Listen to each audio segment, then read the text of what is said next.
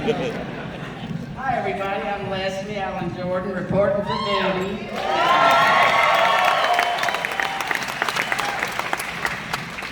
You know, when I was a kid, we used to have in school speech therapy. I don't think they put kids through that anymore. It was awful. You know, I mean, unless a kid had a certain speech impediment, I think that would be necessary. But I was sent home from school with a little box, a little wooden box, and you opened it up and had a mirror and tone depressors, and it said, Leslie suffers from what is known as the sibilant S. Well, I learned later on in life the sibilant S is sort of a dead giveaway for a homosexual. What that is, my tribe, we hiss. You know, when a comedian wants to make fun of homosexuals, they add that little hiss, you know. Blah, blah, blah. So anyway, I did all my exercises, you know, Sally's House Seashells, down by the seashore. And it didn't help at all. You know, biggest lesson I think I've learned in life is that when I just be myself, it seems like people are attracted to me more, you know, than private. When I first got to Hollywood, I was afraid to let people know I was gay, and I wore cowboy boots. I had this great big mustache. And I had an acting teacher that said, I kind of walk around like, you know, like, she said, come here, honey. She said, you know, I kind of figured out what you're trying to hide, but honey, with you, it's not gonna make any difference, you know, so. But anyway, my very first job in Hollywood, my agent said to me, they're looking for a spokesperson for the Selective Service. Now this is back when young boys had to, you know, register for the draft. This would have been about, I guess, 73 or so. But I remember I said to him, well, what, a spokesperson for the Selective Service? Are you crazy? I could pull off a lot of things. I don't think I can pull that off. The Army, we're talking about the Army here. They said, well, what they want is, there's gonna be an 18-year-old boy lying in bed on his birthday, and all of a sudden his conscience pops on his bed, and they had me dressed up, this way for Pee Wee Herman, they had me dressed up in a little bow tie, and suspenders and little saddle shoes, you know, swinging my little feet. And this was the speech I was supposed to give. Well, I want you to count the sibilant S's.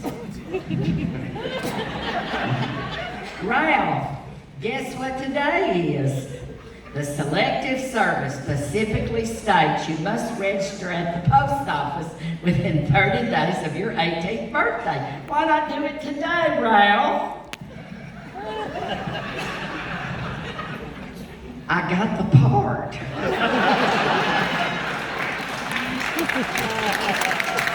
But I'm worried about it so much, I thought I gotta butch it up a little bit. I can't get out there and act, you know, all Nelly and carrying on.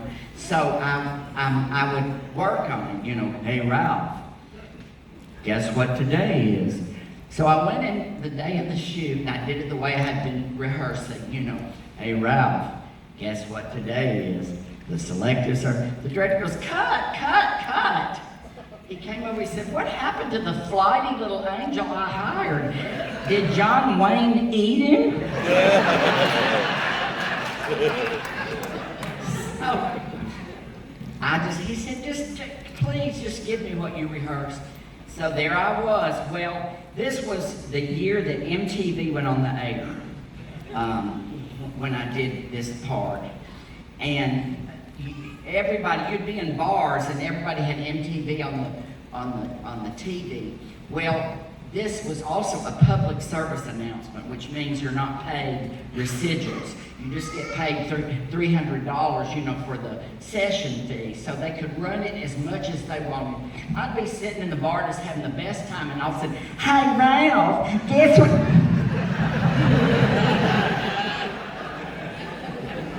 So that's my story.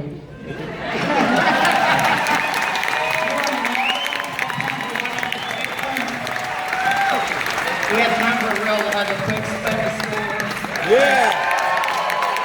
Okay, real fast. Yeah. I'll try to keep this down. Years ago, my mother called me one day.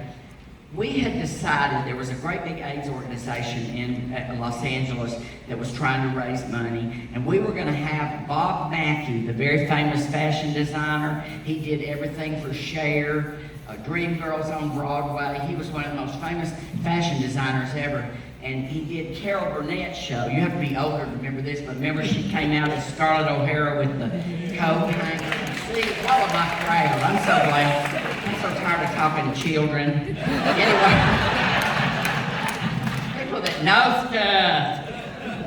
But anyway, so we were going to get Bob Mackie to put on a fashion show and have the supermodels wear all of his dresses. Well, the very last dress of the night was going to be that Cher headdress that he did for her for the Academy Awards. Well, they came over to me and dared me. They said, listen, could we put that on you? I didn't So I had, to the bottom of it's like a little French maid costume, and my hairy ass was hanging up the back. And I had on these little high heel shoes. We just thought it was so funny. I went right down the runway and everybody went crazy. Well, listen, about a week or two later, I have identical twin sisters that are 22 months younger than me, and they always warn me when I've upset my mother. And so they called and said, Leslie, she is so upset.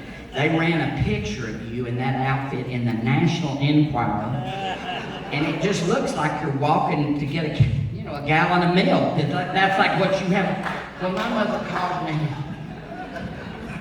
And she said, listen, why you live out there in West Hollywood where you can dress like that. I said, Mom, you don't understand. Blah, blah, blah. She said, but I have to go to Sunday school.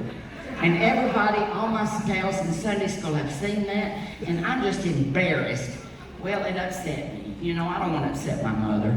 And so I went to one of my myriad recovery meetings. I can't remember, was it AA? I can't remember, but anyway. I was sitting there, and sitting right next to me was Carrie Fisher. And she's been very open about her sobriety, was open about her sobriety, so I don't think she'd mind.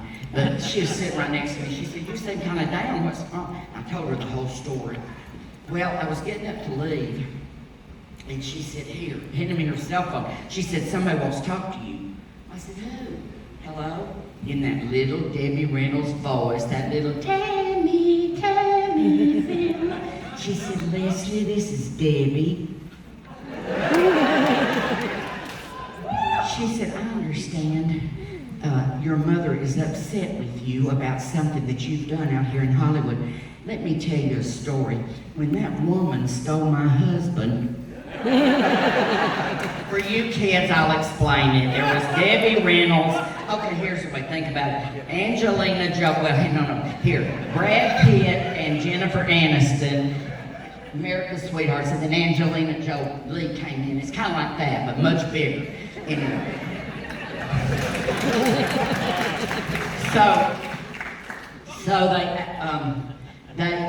my mother, now I'm all mixed up where I'm at. Anyway, okay, so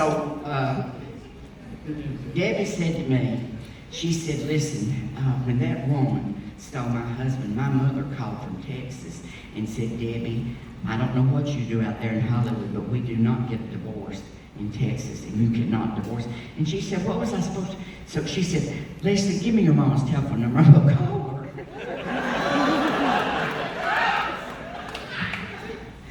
I couldn't even sleep that night. And so the next morning, my mother called and she said, what is going on? I said, did Debbie Reynolds call you? She said, she's on my answer machine, but I thought it was a joke. I said, no, it's not a joke, Mama. You need to call her. She said, well, when should I call her? I said, I don't know, let me call Carrie. So I called Carrie and said, what time should my mother call your mother? She said, before 5.